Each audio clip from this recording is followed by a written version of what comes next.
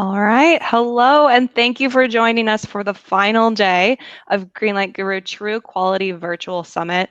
I hope you've had the chance to enjoy the last few days of learning actionable tips, trends, and best practices to achieve true quality for your medical devices and business. This session, I'm really excited for it. I know it's a hot topic right now, remote audits in a COVID-19 world. My name is Taylor Brown. I'm a med device guru here at Greenlight Guru, and I will be your moderator for this special session.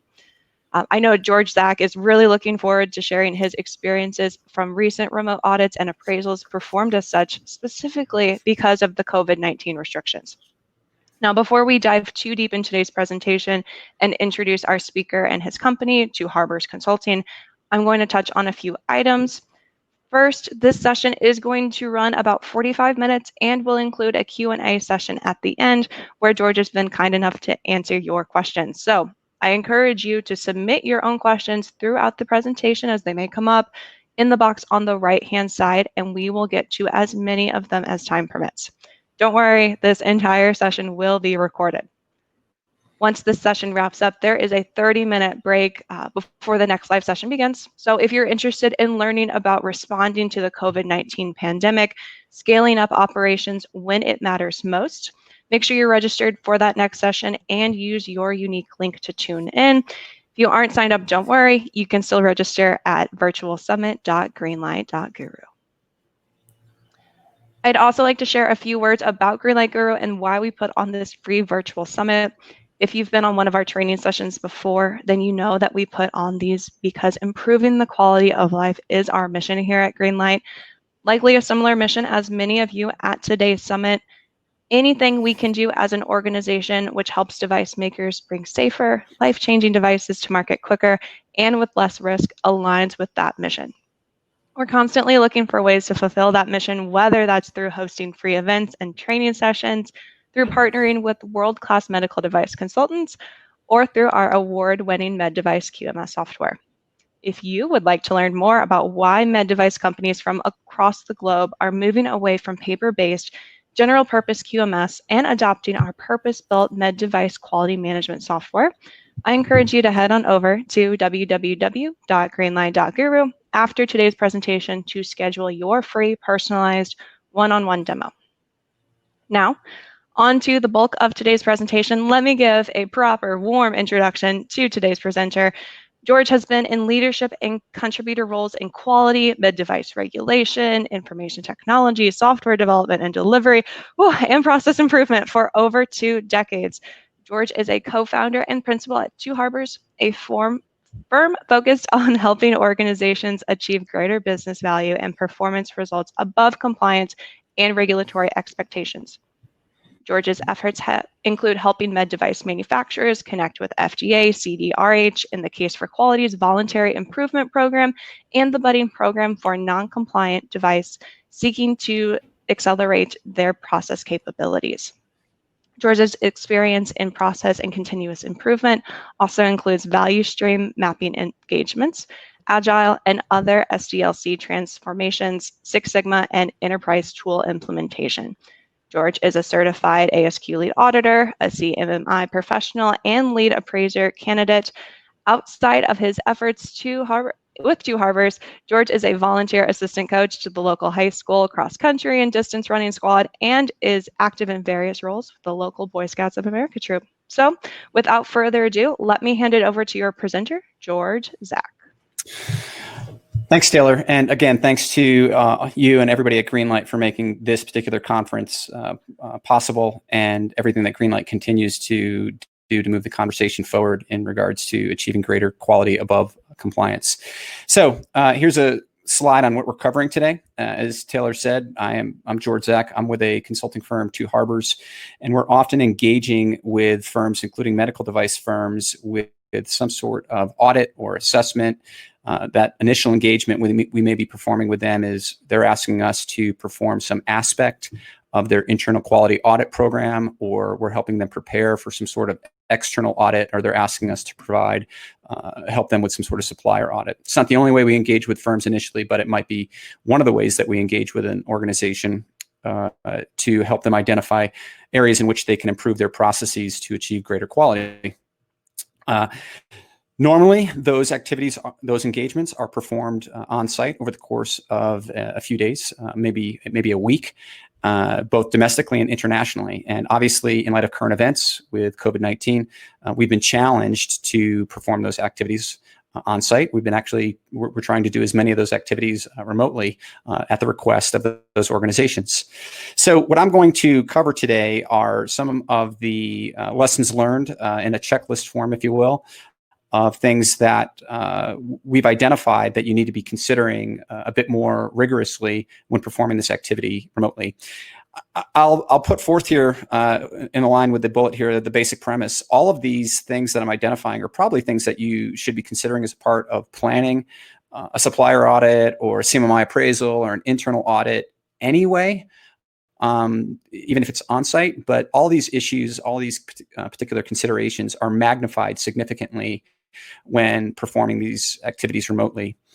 And with that, you really need to ask yourself if you're getting the value out of this. Is it really that you're expecting or that you need?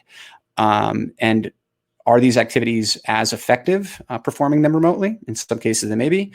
Or are you coming up a bit short in trying to achieve what you'd normally be achieving on site? So again, the basic premise here is you're going to be able to all these things. When I show these things to you, you're probably going to say, well, yeah, that's kind of obvious. But I think when you look at them in summary, it's a whole bunch of additional things that you need to consider from a logistic perspective. All of these things they're not insurmountable. You can overcome them. It's just additional mitigations that you need to consider in your planning, which means additional planning. And you have to ask yourself, are you going to achieve the value that you're looking for? So with that, I'm just going to jump right into it. And we're going to run a quick poll over here just to see if see where we're at from an organization, from an audience perspective. I think I saw there was slightly over 100 people.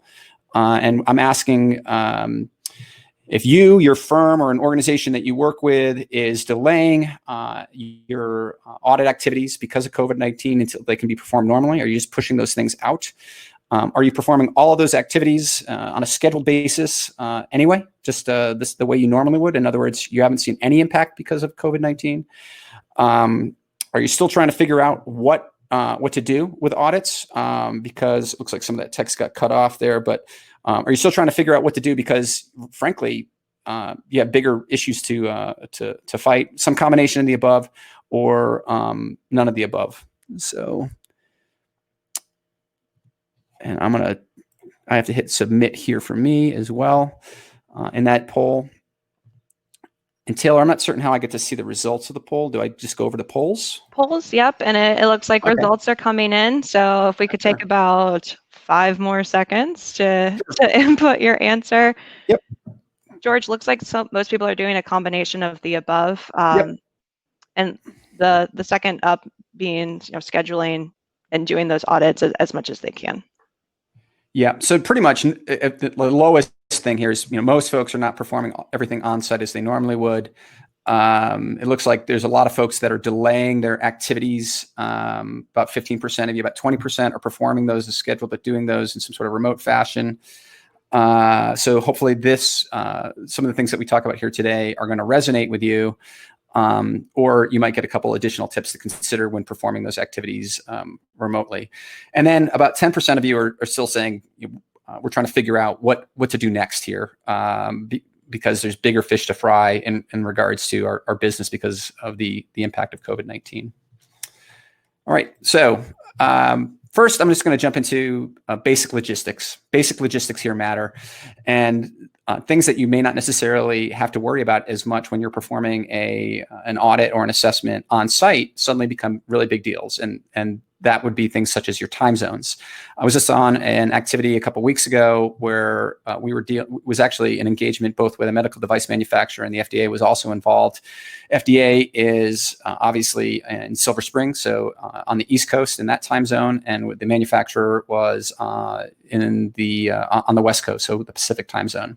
So that 4-hour difference is not necessarily something that is insurmountable. It did mean, though, that folks on the East Coast were often dealing with calls into the evening at 7 or 8 o'clock. And so that may not necessarily be a big deal, but now if you're talking about doing that activity, trying to perform that across the entirety of the globe, where it may be 9 o'clock in the evening your time, and in the Far East it's noon the next day, you really have to ask yourself if you are willing to manage that time zone difference.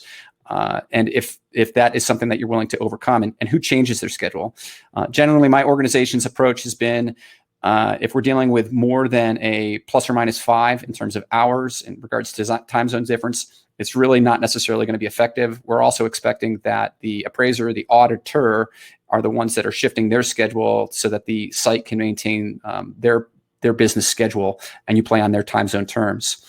Related to this, something that you always have to consider on-site is also language differences. And this is not just internationally. I have the "and" there because sometimes even though in the US we're all speaking English, you might be dealing with accents that are a challenge to deal with in a virtual setting across phone call or virtual calls. So if you have a translator that you normally would be using on an on-site, that's a whole nother logistic issue that you need to consider in this particular virtual setting.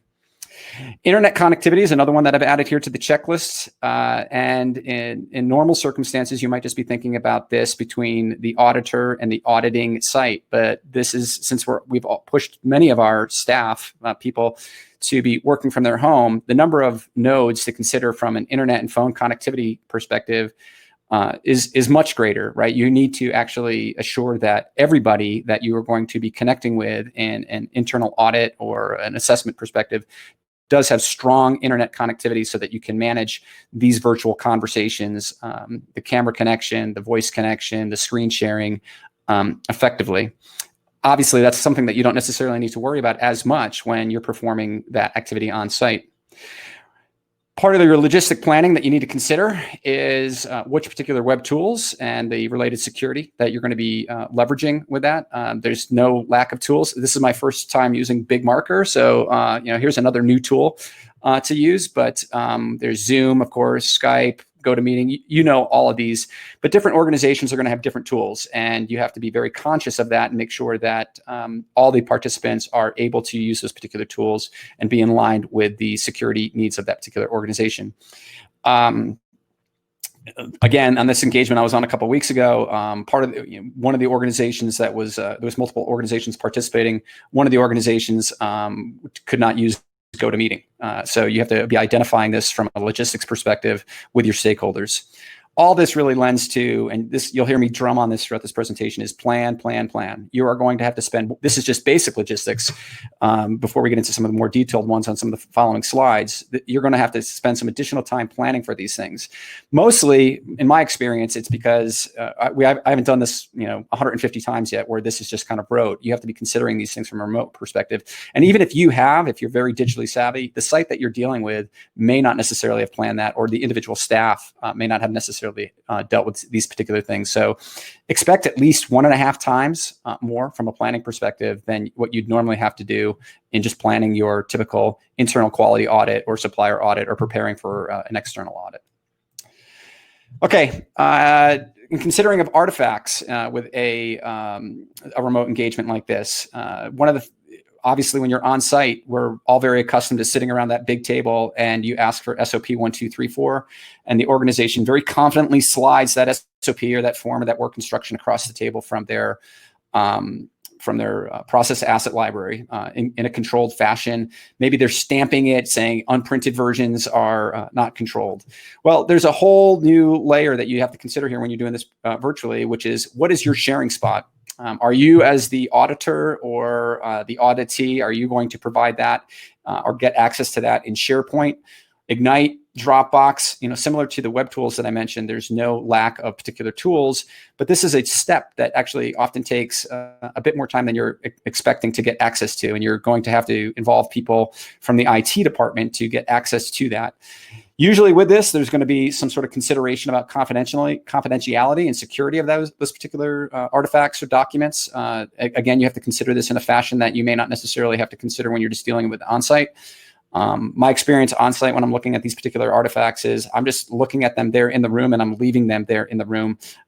So there's not necessarily the same level of concern, but when providing them in the cloud, you may have to do some additional planning, consideration, and setup associated with how you're going to share those things. And then, hey, when you're done, when I leave an on-site, again, I'm not taking these things home with me, but there's now this shared location. You have to be thinking about the destruction or the unsharing of those particular things so that access is controlled when you're done with the engagement. I also put here velocity of receipt. This is always an how quickly you get access to this particular documentation is always probably a bit of a question, or how quickly you provide it. Let's be honest, some of you probably have slow walked providing things to an auditor if you're being audited or inspected. But this velocity of receipt and how much lead time you're providing is something that you also need to consider as a part of your logistics from an artifact perspective, and making sure that, hey, if you're going to be doing this remotely, you might be able to start some of this stuff to provide greater lead time weeks ahead of time. Or if you're just trying to do this virtually in a short window, how quickly you're going to turn those artifacts around. All right. All right, one of the things that's very clear that you need to do with folks when you're performing these remote activities is you really have to set expectations to make sure that they're focused. Unlike having people in a room for an audit or for a particular tour, you're going to, they're all looking at a computer. And now we have a whole another layer of additional distractions to consider. Their emails there, their Slack channels there, whatever additional communication mechanisms that they have. You have to make sure that you're really setting expectations with all of the participants, that multitasking is something that is not effective for the execution of an effective audit. As an auditor, or even when managing your auditees, you need to be thinking about how much interview length time that you can take. I've definitely worked with organizations where you grind through sessions for 2, 3, maybe even 4 hours, and only taking the minimal breaks from a restroom perspective or a lunch perspective. But there is something to be said here, and our experience that people do get camera exhaustion, being the talking head in this camera for a certain period of time. It's been our experience that you really don't want to run any session longer than 90 minutes, and you're really much better at going at a 50 to 55 minute perspective to manage your sessions a little bit better, so that people can get up and move around and stretch and not necessarily have that focus of that camera on them all the time. Related to this, in terms of focus, it really helps to set any interviews that you're running as the auditor or the auditee. We're recommending that you don't necessarily have more than 5 people in any particular session beyond the auditor or the audit team. This is for a couple of reasons. It allows you to maintain that focus. Those people know that they are going to be have more focus placed on them, and they're less likely to multitask as opposed to being in a room with 20 people.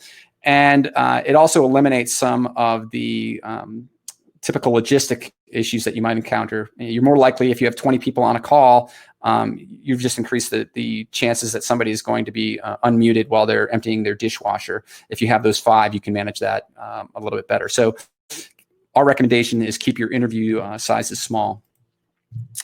Okay, video capability.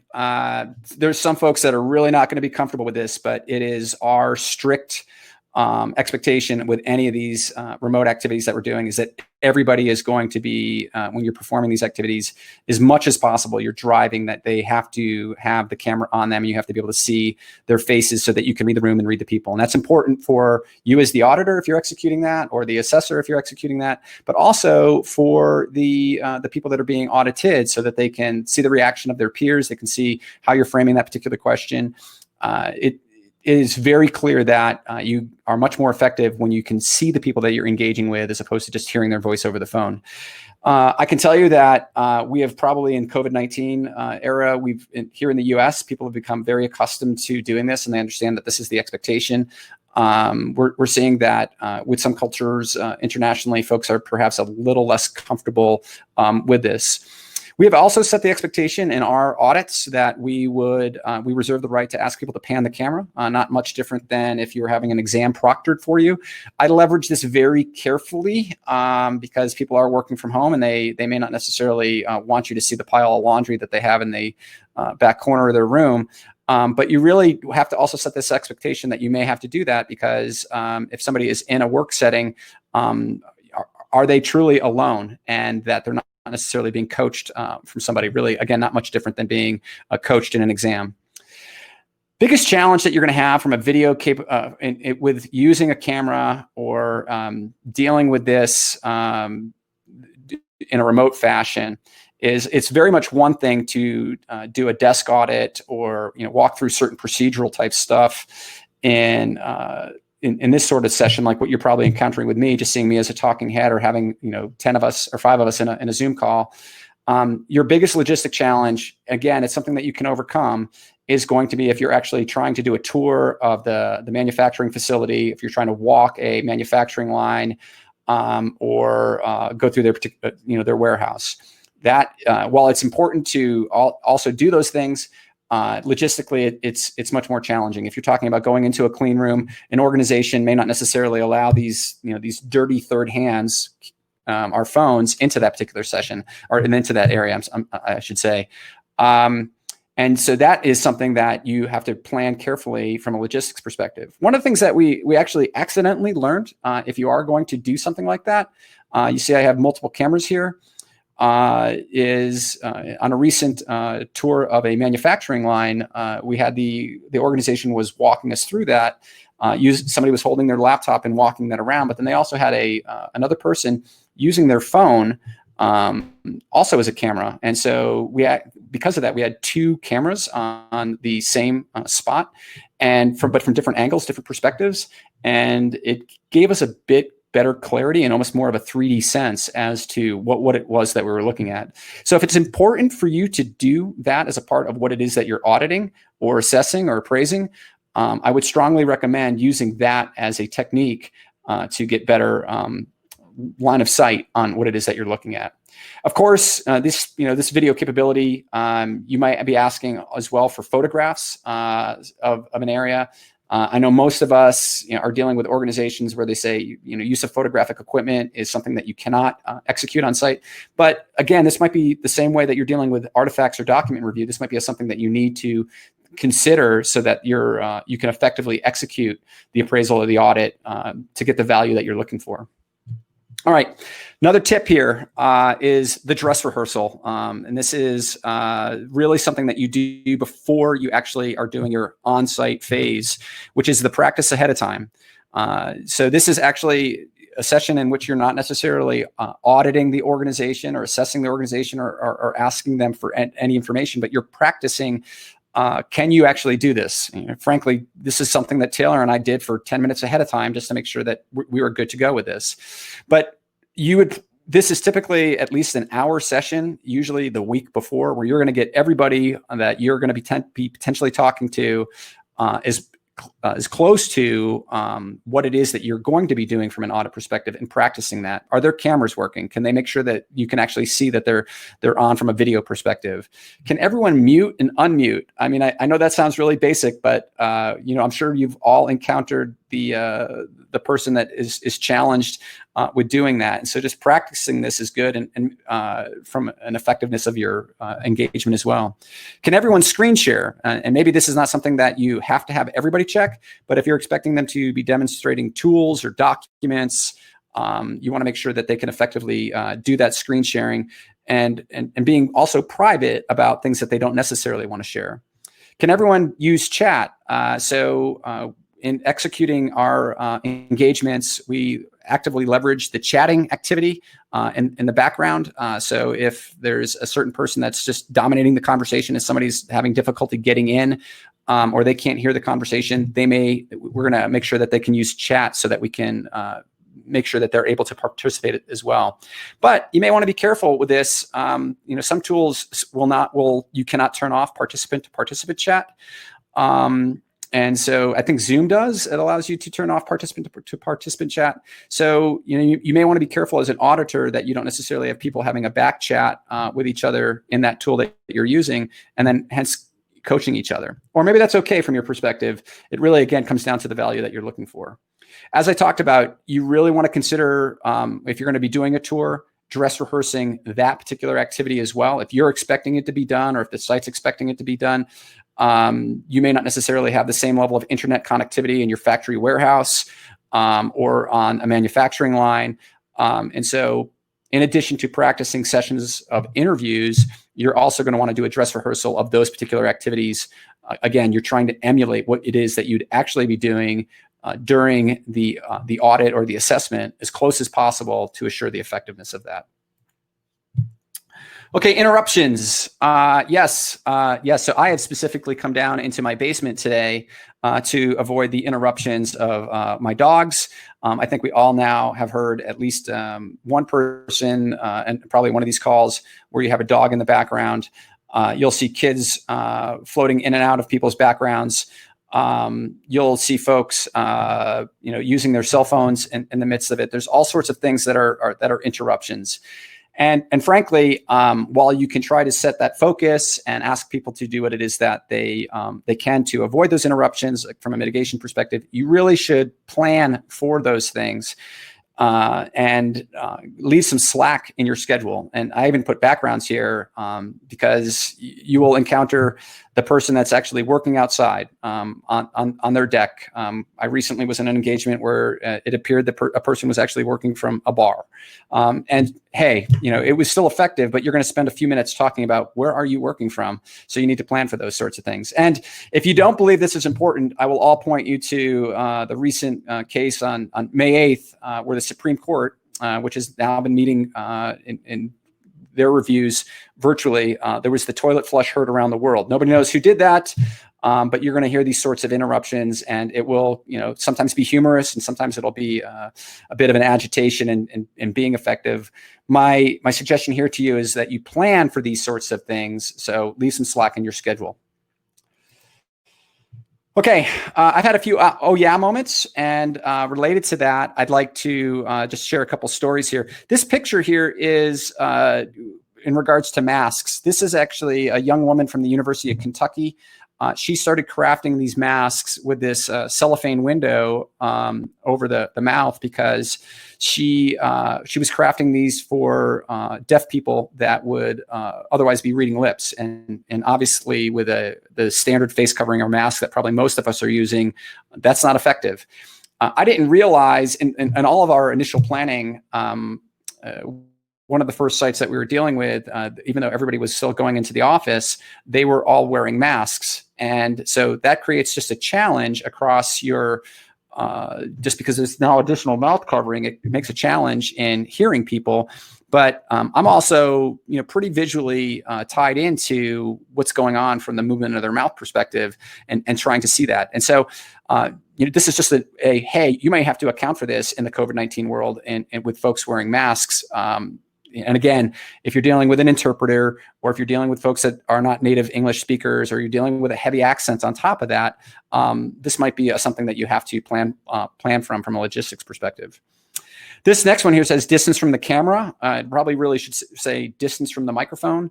Again, this is in the virtual tour setting. If somebody is walking around giving a tour, or walking you through a manufacturing line or the clearing of a line or anything in a factory setting, they may not necessarily be as close to the microphone as they normally would be just sitting in a meeting room. And it becomes very difficult to hear. And so magnify that with an accent or a mask over their face and the background noise of that that you have in a clean room or with forced air or a factory setting. You may be very challenged in being able to be effective there. Another oh yeah sort of moment that we probably should have realized, but along the way we've picked up, is when you have multiple people in the same room, and as you're interviewing them or auditing them, you suddenly see them go on mute, and now they're having a conversation with each other, and they're obviously having a private conversation in front of you in this virtual audit or assessment. and setting those particular expectations. It's probably best, from my perspective, in executing an audit, it's probably best to put the kibosh on that and ask that people not do that, that they have their own separate settings in which they're not necessarily doing that. But again, it really comes back to what kind of value or what it is that you're trying to accomplish with your audit program or your assessment program. All right, so just so I'm gonna try to wrap this up here a bit quickly so that we have enough time for some Q&A, so that we can maybe get to some of your specific concerns. The key takeaways here, I think, are that you're going to have to plan. And again, as I said, I really strongly suggest that you, if your planning typically takes you 20 hours in defining everything from the plan, the schedule, the who, the room, I would actually go at least to 1.5 times doing that. Now, maybe if you're working with a really mature organization that you've worked with many times and it's all internal and you're all using the same tools, you might be able, and everybody's really technically savvy, you may be able to do this in the same sort of typical time. It's our experience, though, that as you are dealing with organizations that are perhaps new to you or new to using these particular technologies, or you've not necessarily had this sort of engagement with, that planning time is going to increase, maybe even to twofold. Always have a backup. Because no plan goes 100% to plan. I can tell you, like, even for this particular session, my concern is my computer is going to crash here in the middle of this. And so, my backup here is to have my phone that I could dial in as necessary. So plan on having that backup. If people cannot connect in via the camera on their laptop, that they can connect in on the camera via their phone. And if they can't connect in via camera, they're still going to connect in via phone. Have that backup with flexibility to your schedule. Always be considering not just one backup, but 2 or 3 deep. And then along the way, and this should be, again, fairly obvious, keep track of how you're iterating and learning on this, if you want to use iterate or the agile methodology term, and modify as necessary. And that modification may even be that you're learning that it's really not appropriate for us to be doing this sort of audit activity because we're not necessarily getting the value out of it and understanding the fidelity of the process that we're trying to audit or assess. And maybe it's best for us to modify to consider when we can do this on site. It really kind of depends on the value that you're looking for and the nature of the activity that you're looking at. So it really all lends to this question: should you do this? And so certainly along the way, my organization, myself, we've learned that virtual activities can be effective, or maybe even more effective if you consider that there's not necessarily the travel cost that you have to deal with. You can certainly say that's a measure of additional effectiveness. However, I think we've all learned throughout this that in some cases, maybe not. I have 2 college-aged offspring, and they're telling me, they have huge variability in regards to the effectiveness of their classes. There are some folks that are very effective in teaching online or virtually, and there's others, because they've never done this before, they're finding it to be particularly challenged. In our case, I find that the activities that I can do more, the ones that tend to fall into the desk audit, as an example, if I were just reviewing supplier and purchasing files, that might be a very effective activity, or very much more easy to plan and execute. As soon as I start saying, I need to understand how you're executing quality control activities, verification activities on your manufacturing line, and I need to have eyes on that, it can be effective, but it's a lot more challenging. And it really comes down to when you consider what is the value that you're really trying to get. And that might be, I'm just trying to, at one end of it, I'm just trying to execute this audit because I have a procedure that says I'm supposed to do it on this schedule, all the way to, I'm really trying to get eyes on this process because I'm trying to assure that we're meeting our quality expectations, our performance expectations, and we're trying to improve that.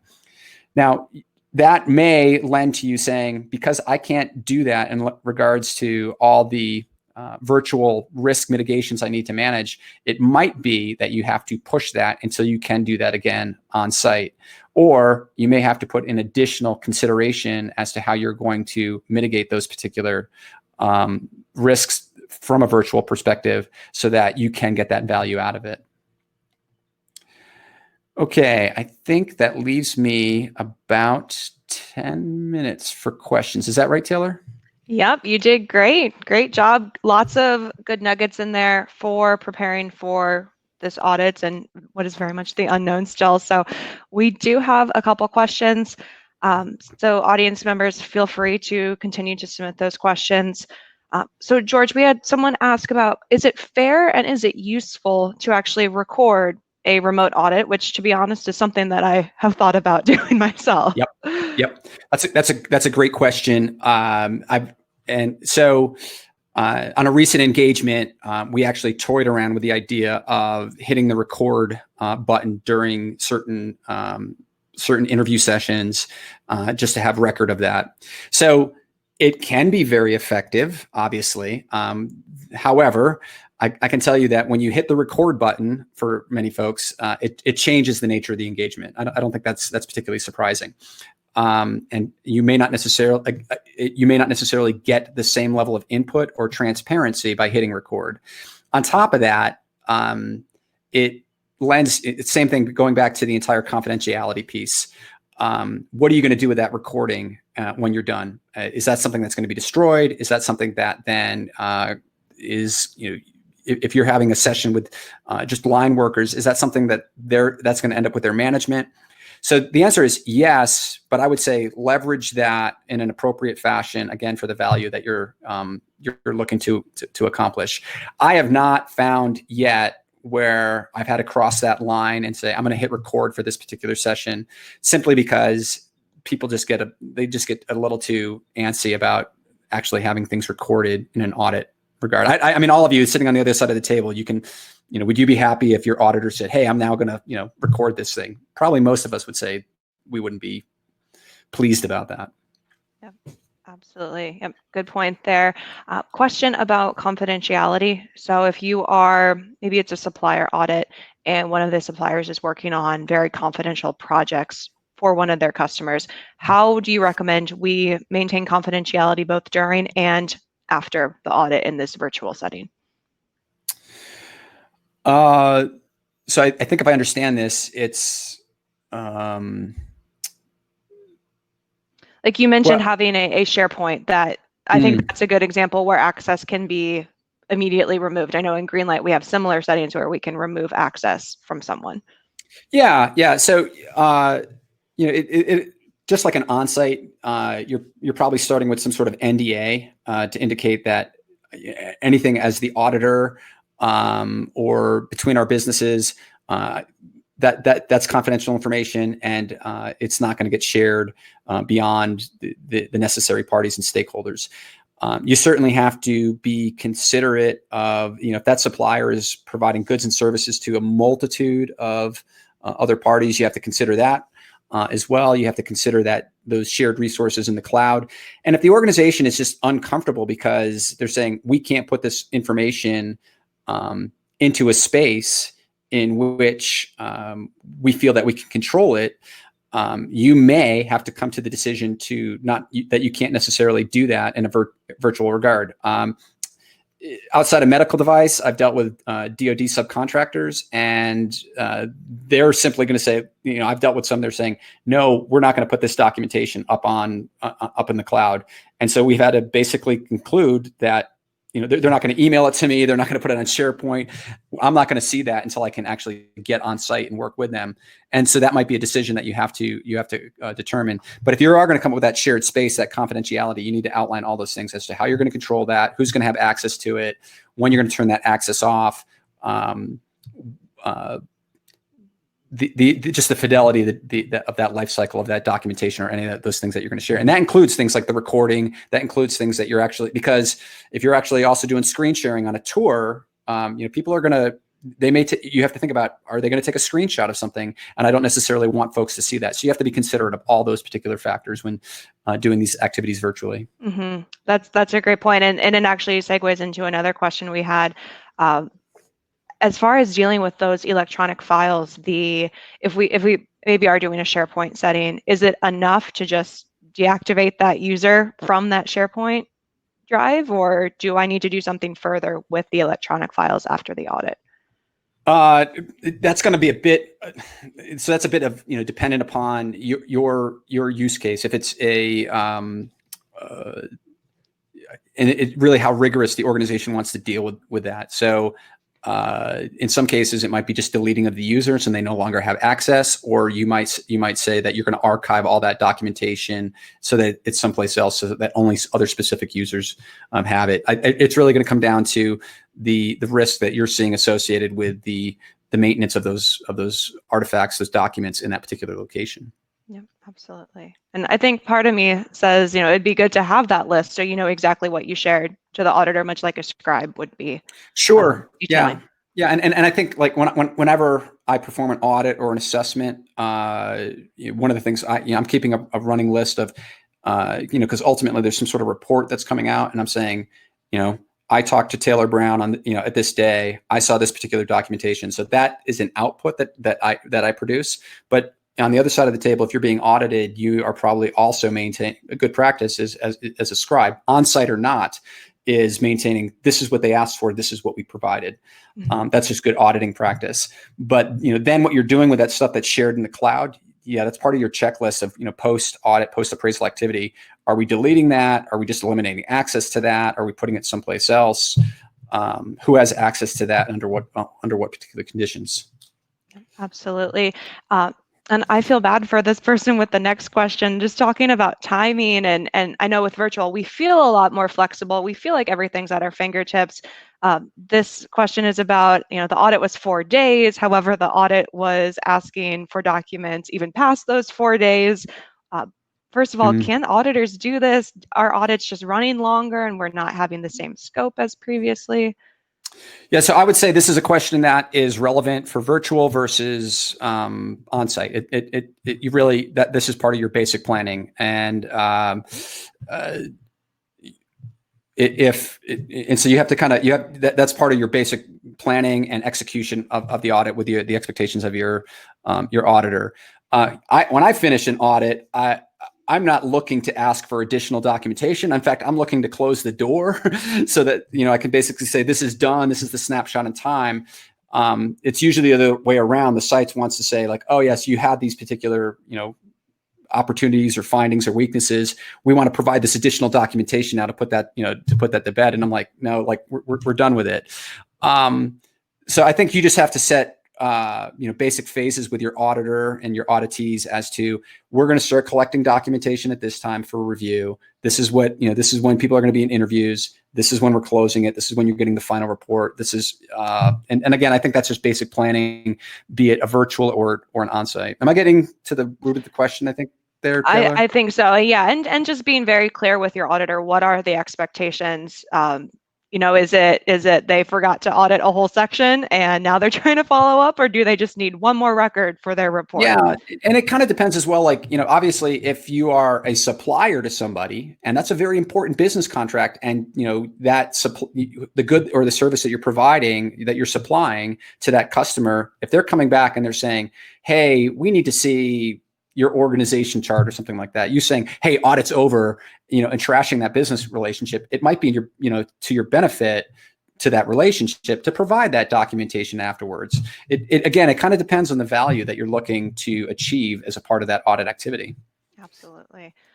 A question here, I'm sure a lot of people are asking, what if you're in an audit and technical problems just you can't do it. Videos aren't working, email's not working. Is it okay to reschedule? What type of rationale should we have? What should we be documenting when we have to make these decisions due to technical problems or maybe just running out of time in the year? Okay, so there's a couple things there. Yeah, one, you will encounter some sort of technical blip inevitably. Somebody will not be able to connect, and so you have to leave some flexibility in your schedule to account for that and to potentially reschedule as much as possible. So leave some slack in your schedule. I know that I always have in the audit schedules that I define, some time for follow-up. That's kind of open-ended, and that's usually my parking spot for those particular things. If it's obviously becoming so systemic that you can't execute it, again, iterate, modify, learn. You may have to say, we have to reschedule this particular thing altogether. Now, I know you might be looking at a scheduling constraint where you're saying, look, we said that we were going to do that audit by June 4th. If you're looking at that from a challenge perspective, because your procedures say that, you may have to come up with some sort of non-conformance or a letter to file, or however you deal with those sorts of things to say, we have, for us to do this in an appropriate way that's effective and a value add to the business, we push this particular audit to this particular time instead.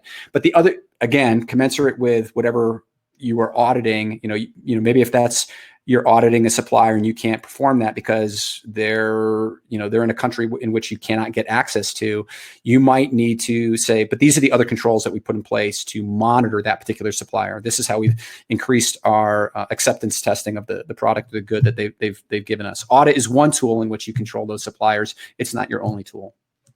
Yeah, well said. Two more questions here. We're going to go just a touch over. Would you mind speaking a bit about relationships with notified bodies and what their expectations may be for remote audits, if any notified bodies are pursuing remote audits right now? They certainly are. I've not dealt with being on the other side of a table from a notified body and performing them. My experience has been that on general, what I'm hearing from the organizations that I've dealt with is that they've been generally positive experiences, but there's a lot of variability. And that actually comes down to both the notified body organization as well as what their auditor is doing. I've heard that there's some that are they're very much wanting to do it in this virtual sort of setting and doing this screen sharing and almost performing it in the fashion that I was alluding to, with everybody on it from a talking head perspective in your Zoom call. And then others are just send me the documentation. I'm just going to do the desk audit. So you're going to see a lot of variability with that. I have not heard of anybody saying it was the most horrid experience from that notified body yet. And I know that there's at least conversation occurring with the agency from an inspection perspective, that they're trying to figure out, are these types of methods something that they have to be using in the future? It's still an open-ended question. Yeah, absolutely. And one more question just on Two Harbors in general. George, if someone were to hire Two Harbors to help them prepare for an audit, would you and your team be there to support that client during the actual audit? So I guess this is my next slide. I think the short answer is yes, but I think it would be dependent upon that particular circumstance as to if that's, again, what's going to be most effective.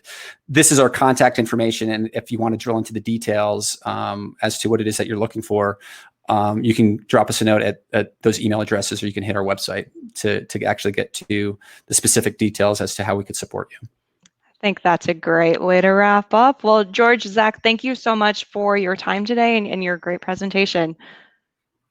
Thanks, Taylor. Really appreciate the opportunity and everything that you and the folks at Greenlight are doing to continue to move these conversations forward. Absolutely. And audience, it is our last day of the virtual summit. So make sure you sign up for the remaining sessions and look for other opportunities for virtual summits in the future, and hopefully in-person summits when we get around to that. But thank you all for your attention and enjoy the rest of your day. Bye. Thanks, Taylor.